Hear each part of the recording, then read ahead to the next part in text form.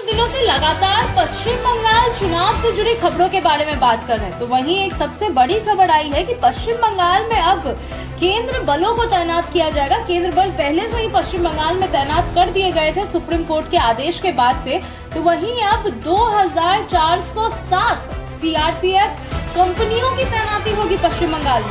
लेकिन ऐसा क्यों हो रहा है? हम लोग पीछे चलते हुए अगर बात करें तो हमने देखा था किस प्रकार से मणिपुर में हिंसा हुआ, उसके बाद मालदा में हुआ। 7 वीडियो ऑफिसर्स को, जिसमें से 2 महिलाएं थी, उनको बंधक 9 घंटे तक बंधक बना के रखा गया। ये कब हुआ था? एसआईआर प्रक्रिया के दौरान, और उन पे हमले भी किए गए। इससे पहले पश्चिम बंगाल में कई सारी हमले भी देखे गए थे। सबसे केंद्रित जगह है मणिपुर और मालदा।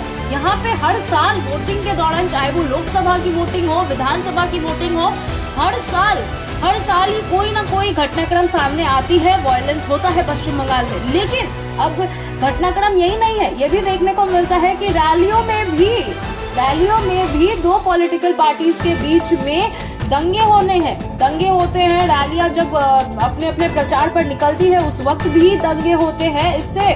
और अभी के जो हालात दिख रहे हैं पश्चिम बंगाल में, कहीं ना कहीं वायलेंस चरम पर आता जा रहा है। कुछ खुलासों में ये भी पता चला था हमें कि हिंदू जो वोटर्स होते हैं उन्हें घर से निकलने नहीं दिया जाता है ताकि वो वोट ना कर पाए। तो इसी बीच अब पश्चिम बंगाल विधानसभा चुनाव 2026 को शांतिपूर्ण और निष्पक्ष तरीके से करने के लिए इलेक्शन कमीशन ऑफ इंडिया ने बड़े पैमाने पर सुरक्षा व्यवस्था की तैयारी की है। चुनाव आयोग ने पहले चरण के मतदान के लिए 2407 केंद्रीय सशस्त्र पुलिस बल यानी कि सीआरपीएफ की कंपनियों को तैनात करने का फैसला लिया है। ये बहुत बड़ी बात है कि आखिर में इस बार पश्चिम बंगाल में सेंट्रल फोर्स उतरेगी।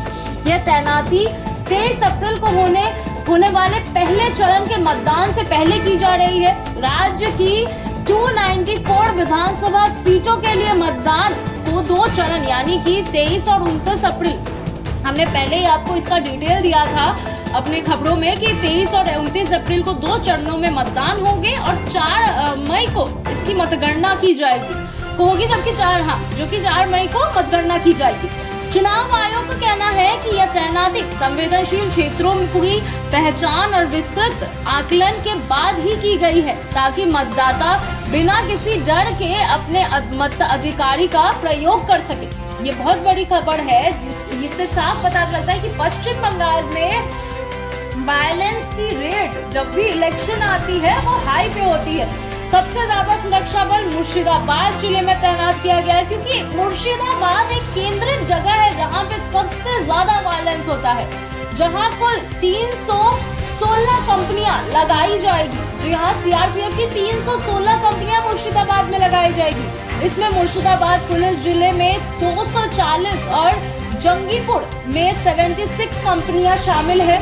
इसके अलावा यह इलाका पिछले कुछ वर्षों में हिंसा और विरोध प्रदर्शन के कारण संवेदनशील भी माना जा रहा है। इसके बाद पूर्व मिदनापुर, पूर्व मिदनापुर भी दूसरे में आता है। जब अगर बात करेंगे वायलेंस की, वो भी चुनावी कारनामों के दौरान, तो पूर्व मिदनापुर में 273 कंपनियों की तैनाती की जाएगी, जहां नंदीग्राम सीट को लेकर राजनीतिक मुकाबला बेहद अहम माना जा रहा है। क्यों नंदीग्राम सीट इतना अहम क्यों माना जा रहा है? पिछले अगर लोकसभा इलेक्शन की बात करें तो नंदीग्राम से शुभेंदु अधिकारी और ममता बनर्जी खड़ी थी। नंदीग्राम हब था, नंदीग्राम ममता बनर्जी के हाथ में था, जो पिछले इलेक्शन में ममता बनर्जी हार गई थी। और इस वर्ष फिर से शुभेंदु अधिकारी और ममता बनर्जी नंदीग्राम और भवानीपुर दोनों से खड़ी है। तो ये एक बहुत बड़ी बात है, यहाँ पे एक बहुत बड़ा राजनीतिक टक्कर देखने को मिल रहा है, इसीलिए यहाँ पे भी बलों की तैनाती की गई है।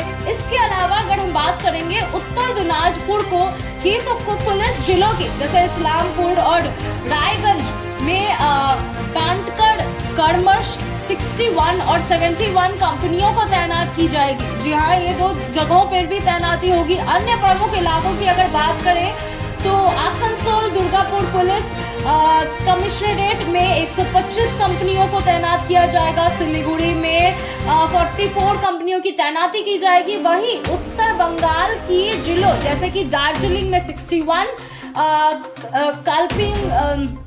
कालपिंगोंग में 21, जलपाईगुड़ी में 92 और अलीपुरद्वार में 77 में भी व्यापक सुरक्षा इंतजाम किए जाने वाले हैं।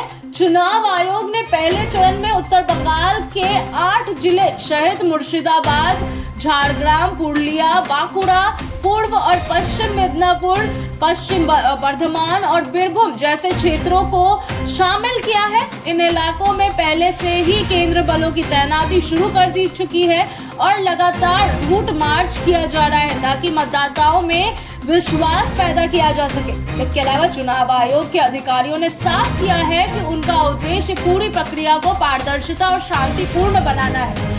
इसके लिए हर संवेदनशील बूथ पर विशेष निगरानी रखी जा रही है और जरूरत पड़ने पर अतिरिक्त बल की भी तैनाती की जाएगी। जी हाँ, इसके अलावा अगर इलेक्शन कमीशन ऑफ इंडिया को लगा कि इससे ज्यादा बलों की जरूरत है, माने इससे ज्यादा सेंट्रल फोर्स को जरूरत है पश्चिम बंगाल में उतारने की, तो वो भी किया जाएगा। कुल मिलाकर इस बार बंगाल चुनाव में सुरक्षा व्यवस्था बेहद सख्त रखी गई है। यह न केवल चुनाव आयोग की तैयारियों को दर्शाता है बल्कि राज्य में शांतिपूर्ण चुनाव करने की चुनौती को भी उजागर करता है। आने वाले दिनों में यह देखना महत्वपूर्ण होगा कि यह इंतजाम जमीनी स्तर पर कितने प्रभावी साबित होते हैं।